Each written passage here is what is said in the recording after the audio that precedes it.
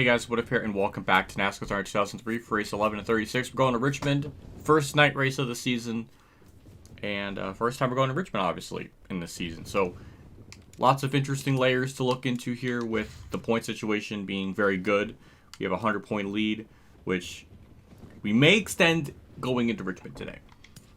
And basically, the next three races after that, Lowe's, Dover, and Pocono are big question marks, so I feel like we're going to probably lose points again, so it's going to be really important to just maximize our day at Richmond and go from there. Obviously, paint scheme, regular Rubbermaid / Sharpie Ford. So, we'll see what we can do with that. There's really not a whole lot else to look at, so we're just going to jump into it. So, thank you to my Tier 2 Patreon people, as well as my YouTube member support and channel perks to get early access to videos as like this, for example, as well as channel emotes and stuff for my live stream. So, thank you for doing that. I appreciate it. It does help me out a ton.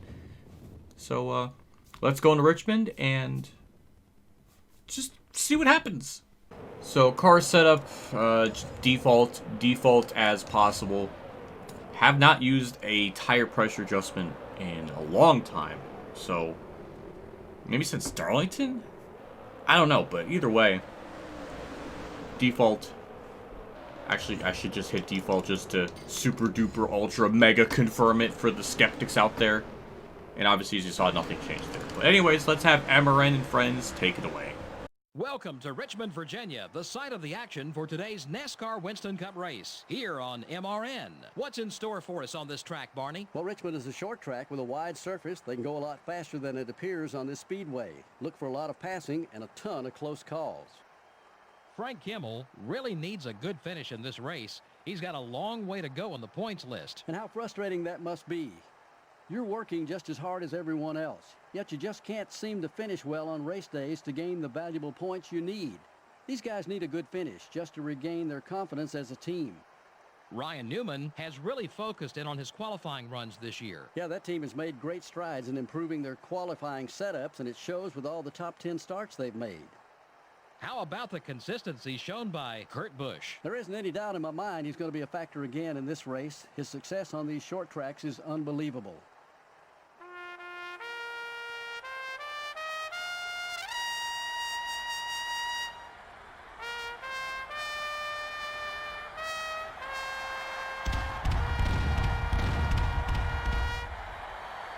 Gentlemen, start your engines.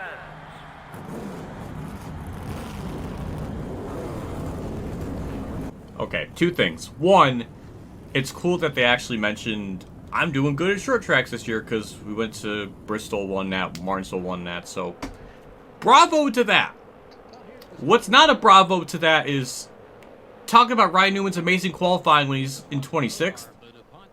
I don't know, it just doesn't make sense to use that line in this particular race when he's qualifying 26th.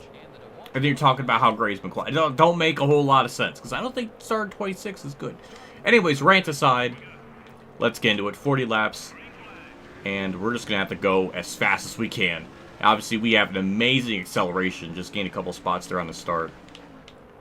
Hopefully, they give me room here in turn one. We kind of found our way to... We found a spot to settle in there. I don't want to try to go... I don't want to go 3 wide. I'm a little scared about it. Ooh, I kind of sent it in that corner a little bit too much. So much so that actually it downshifted me into 3rd gear, so... Also got to watch out for that too, because sometimes when you're in 3rd gear, it obviously car gets a little bit free, so I want to try to anticipate that, but... Obviously for right now, we're just trying to get around all these other slower cars, and we're going to naturally slow up because that's what's going to put us down to 3rd, so... Be careful with that, essentially. But the car, from what I saw in practice, was incredibly fast. I just want to get to the front as quickly as possible to not really lead the most laps, because I don't think that's ever really going to happen in a normal circumstance, but building up that gap on Newman is going to be a big deal today if he's going to start that far back and on the outside line, so this could be our chance to really just crush them in the points and hopefully build up a nice buffer, because I don't know what the next couple of tracks are going to be like. Those are big question marks. I know for a fact Pocono is going to be extremely hard just because the tire fall off is not the same with me and the AI from what I remember.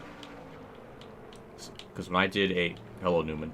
When I did a 2003 regular season mode with Dale Earnhardt Jr., I remember qualifying for that, and I still struggled with track position. So now that I'm not going to have track position, we might have to put in some freaking setups, maybe, or something. That might be, tire pressures might come back for that one, just to be somewhat competitive.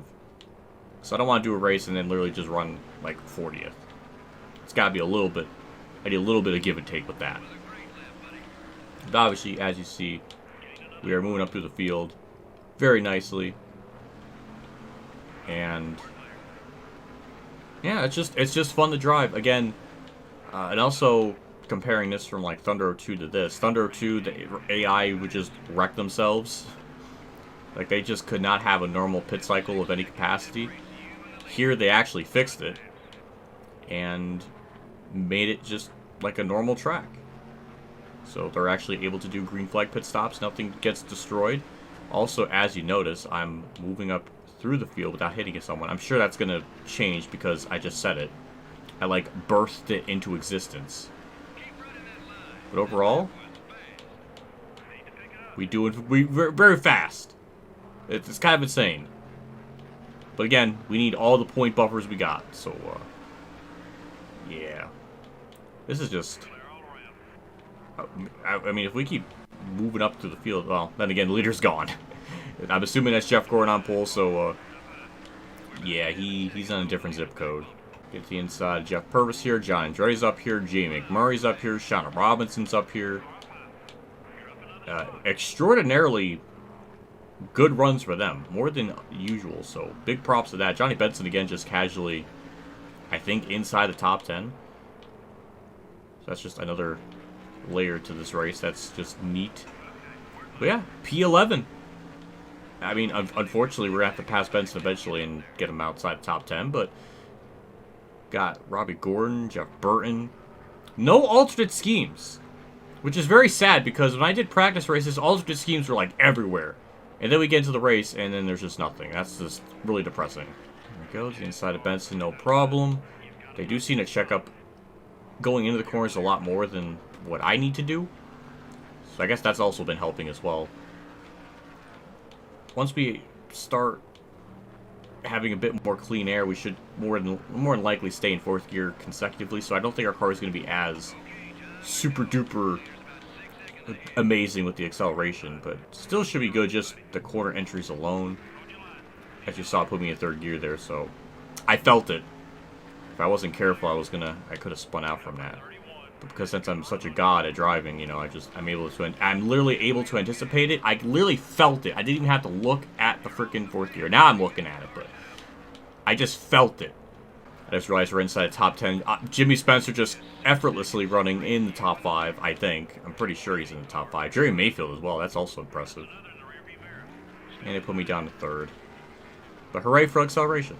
So we'll be pitting around probably lap 19. I wanted to go maybe right at lap 20, but it seems like the tire wear is just really good for us. It's really not that bad of a fall off. Maybe 0.3 of a second of fall off, but nothing catastrophic. So we'll just pit early, and even then I don't think that'll hurt us. So yeah, just cruising around now, up in the top 5, and it's just now it'll take a little bit more time to pass people because it's more spread out, but we'll get there. Didn't take long to catch Mark Martin. Literally was able to maybe blink. I back it off. I'm gonna give Mark a little bit of a mulligan for that because I don't want to do him like that. We'll pass the next corner. We'll at least give him that. I don't want to just run him over. I'm such a gentleman that I'll literally back off for him and then pass the next corner honorably.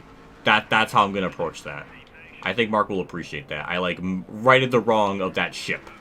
Alrighty, pitting this lap. I think Gordon's actually staying out longer, so we're actually going to be on the receiving end of a good pit cycle. Just pitting early like this. Hopefully we just get in and out of pit road safely. No AI checks us up, and...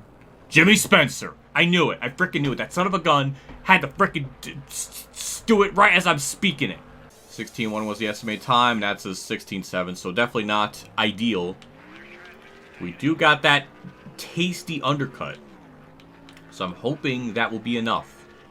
And now it's just a waiting game to see where this cycles out. It should be maybe second, maybe third. We were about 5 seconds back before, so I guess we'll see what that's going to be like when it all plays out. I think everything's finally going to cycle through. We should be second. I think Jeff Gordon is right up there in front of me. I think he's like that 4th car in line. So he's already passed a couple lap cars, but yeah, we definitely gained some time, I think. I guess we're going to have to see what that's going to be like at the interval, because we're 5 seconds back before. I think we definitely cut into that lead. He's also got lap traffic now to worry about, so we should be in good hands to run him down. We definitely got a lot of laps left to go, so yeah. 2.7. Literally 2.7 flat perfectly. So hopefully that should be enough time. I guess we'll see. Oh my god, that was like 6/10 gain there. Okay, maybe it won't be that much longer that got to wait behind him. Lap traffic's holding him up as well. So he's on the outside of lap traffic, so that is even more time just he's losing. And this is why he never won a 5th championship. Of decisions like that. And at the line, 1 point. So we gained a couple more tenths. We do got 1 car of Shane Hall to worry about. The Grease Lightning car, which I guess existed at some point. I mean, anytime I think of Grease Lightning, I think of the Grease movie, not like a sponsor. So unless there's like some company that liked the movie so much that they just based it off the... I guess so.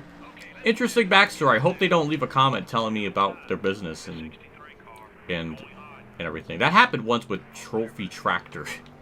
In one of my NASCAR Heat 4 videos, I was like asking, like, what the hell is Trophy Tractor? And then Trophy Tractor themselves left a comment on my video telling me that they existed. I never knew Trophy Tractor was a fan of me. But it's kind of cool. Also, 6/10 back to Gordon, so we're basically there. Almost there. Why is Ricky Rudd a lap down? That just seems strange. I can't explain that. But yeah, we're there. And it put me down to 3rd gear. And now we're just going to stay on the bottom lane here. He's going to get held up by Casey Atwood, possibly. And we'll just send it into turn 1. And new leader. Just like that.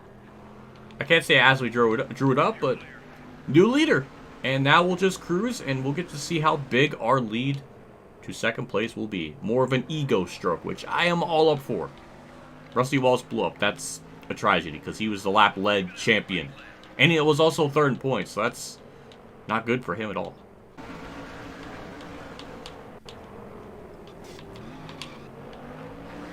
Leave it to Ryan Newman to be a problem to pass. That's realistic as shit. Also, how is he about to go lap down? He's just having a terrible, terrible day. Rip his 2nd place in points, possibly. I don't know. Maybe somebody else will take it, but that is not good for him. White flag is out. No one has been safe from my onslaught of just lapping people, so curious to see how many cars actually did end up going a lap down this event. It feels like at least more than 15 cars. But we're going to do everything in our power to maximize points. Boop Jamie McMurray out of the way. And dub. Effortless dub. That was straightforward as sin. AI went normal. We just destroyed them. I don't even know what more to say. That was awesome. Oh yeah, victory lane celebration. It's happened so many times this season. It's just, what is our 6th win of the year? It's gonna stop. It's gonna stop at one point. We're gonna have a losing streak. We're doing too good now for this to keep going.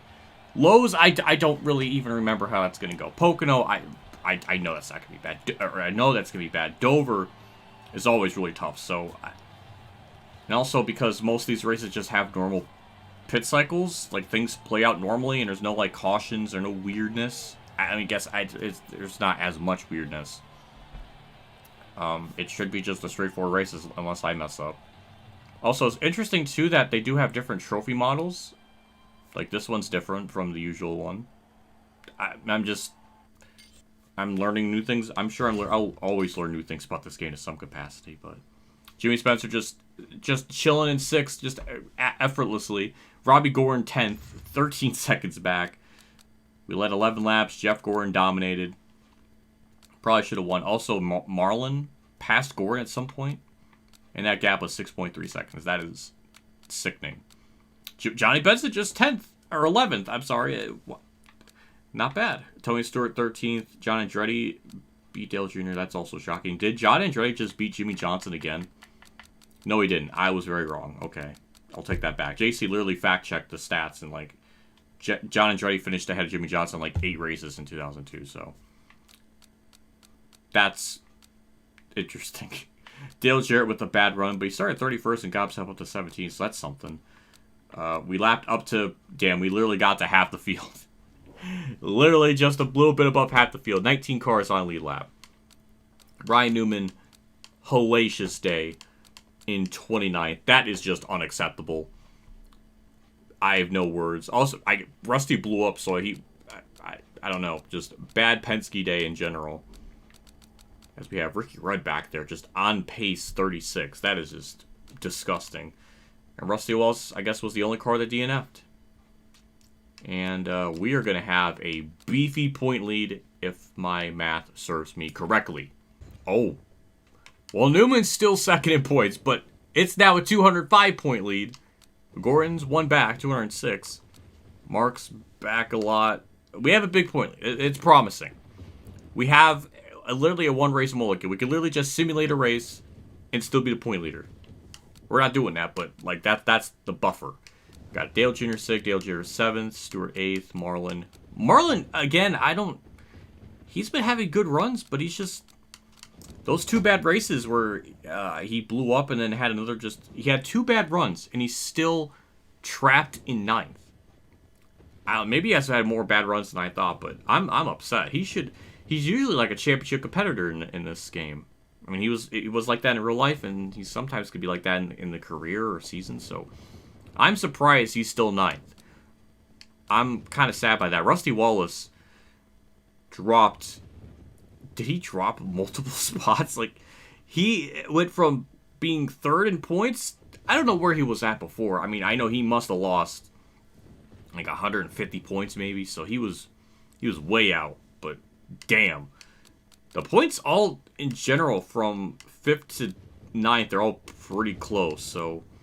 Marlin, I guess, is sort of there in the mix. He could definitely jump up a lot in just one race, so I don't know, but either way, Johnny Pett's still 13th ahead of Robbie Gordon, hell yeah. Ricky Rudd, 18th in points. That is just, I'm upset by that. I mean, he's barely ahead of Jimmy Spencer. But, hey, we got more laps led. Woo, 52. We're there. We're closing in.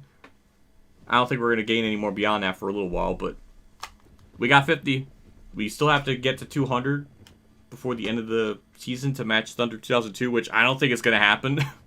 We might be lucky just to get over 100, but we're not getting 200. We're not going to get... Maybe at Thunder 04. I don't know. I guess we'll find out in the future, but for now, we're going to wrap it up. Big shout out to my 2 3 Patreon supporters today for our Champ 15, Kamikazegames, Bailey Carey, Mexican Lane 1986, Jason Hellman, and my name is John for the support again. I appreciate what you guys do for my channel every single month. It does mean a lot. Always goes a long ways, so just thank you for the continued support. It's very thoughtful. I'll see you all next episode for a non-points race at Lowe's, which I believe is the first game to actually implement the All-Star into the game. Something that we have yet to see in a modern NASCAR game since 2015. 9 years. Sad. Sad times. Even if people don't like them too much anymore, they still are a part of NASCAR, so they should be a part of the season. But no, it's just impossible. We just don't have the... Once we got to 2016, we just lost the technology to add the All-Star race and the duels and all that. So now it's like, we don't even get a chance to race in North Wilkesboro.